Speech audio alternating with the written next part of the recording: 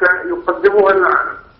يعني الشيء الجديد يعني هم يحاولوا أن يقولوا أنهم هم حركة التحرر الوطني، لا علاقة لهم بالتشدد ولا بالتطرف، وهم يعني يعتمدون الإسلام المعتدل المتسامح كمرجعية لهم.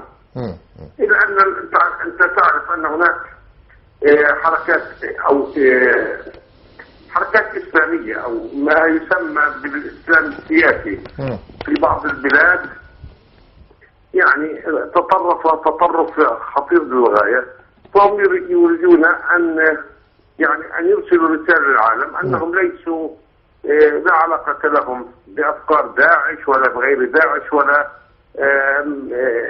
يعني من هذا القبيل. تمام. بترى سيادتك ايه السبب من خروج هذه الوثيقة من قطر تحديدا وليس من مكان آخر؟ لأنهم يقيمون في قطر، يعني أعتقد هذا السبب. وقطر يعني ممكن تدعم هذا التوجه. وهناك تناغم بين سياسة الحركة وتوجهات قطر الخارجية، أعتقد ذلك يعني، وهم يقومون في قطر. تمام.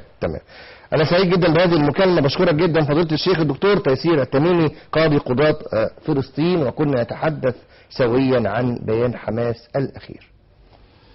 خلينا نضيف على الدكتور تيسير بعض النقاط الهامة. نعم. ان احنا عارفين طبعا الوثيقة دي وثيقة حماس طلعت من 12 بند، من 12 عنوان ومن 42 بند. بس خلينا نقول العنوان العاشر بتاعها اللي هو النظام السياسي الفلسطيني اقر فيه بمنظمة التحرير الفلسطينية كاطار وطني للشعب الفلسطيني في الداخل والخارج. وهنا بيحاول، خلينا يا استاذ احمد نكون فاطنين جدا لكل كلمة بتتقال، لان هذه الجماعات لابد انك انت تدقق في كل الحروف والكلمات اللي بتكتبها، وبالتالي هو هنا بيحاول يقوض من نفوذ حركة فتح داخل منظمة التحرير الفلسطينية. واللي بيأكد على كده ان هو قال ايه، ان منظمة التحرير الفلسطينية ضرورة بقائها على اسس ديمقراطية تضمن مشاركة جميع مكونات وقوى الشعب الفلسطيني. يعني بمعنى ايه، عايز يقلب منظمة التحرير الفلسطينية يقوض حركة فتح فيها، ويبتدي هو يخش يبقى بديل، قد يكون ان هو بيخطط ان هو يكون بديل لحركة فتح داخل منظمة التحرير الفلسطينية. ايوه ده سعي من زمان.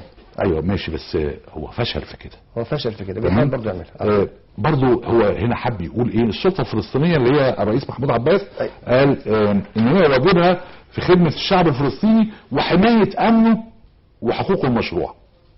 يعني هنا ايه، عايز يعني يكلف السلطة الفلسطينية بالشأن الداخلي فقط، في حين ان هو جه في البند 37 تحت العنوان ال11 اللي هي الأمة العربية والإسلامية قال ايه، الإقرار بأن حماس ترفض التدخل في الشؤون الداخلية للدول كما ترفض الدخول في النزاعات والصراعات بينها. هي دي اللي هو بيقول ان هو أقر فيها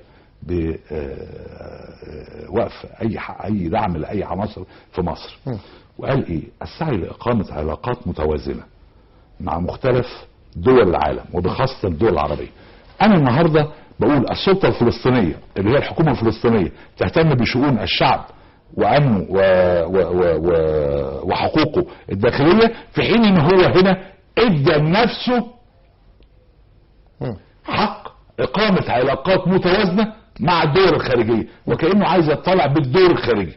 طب النهاردة ده انت لسه مدرك كمنظمة ارهابية في الولايات المتحدة الامريكية، وفي دول عديدة ادركتها. هي حركة مقاومة في المقام الاول. هي حركة مقاومة بتقاوم احتلال. هي بتقاوم كل حاجة في الدنيا، وبتتعامل مع هي بتقاوم كل حاجة في الدنيا. هي بتتدخل في كل حاجة، بتتدخل في كل حاجة، وبالتالي هنا هو بيناقض نفسه في علاقته حتى مع السلطة الفلسطينية اللي هو اقر بيها واقر بالتعاون مع حركة فتح. خلينا نقول ان ده مش اول مرة ان هو يتعاون مع حركة فتح او يبدي نوايا جيدة للتعاون مع حركة فتح. تمام يا فندم. انا عاوز انتقل الحقيقه لملف اخر بصراحه كده بسرعه شديده. يمكن بعض الاخبار تواترت منذ ايام عن اعلان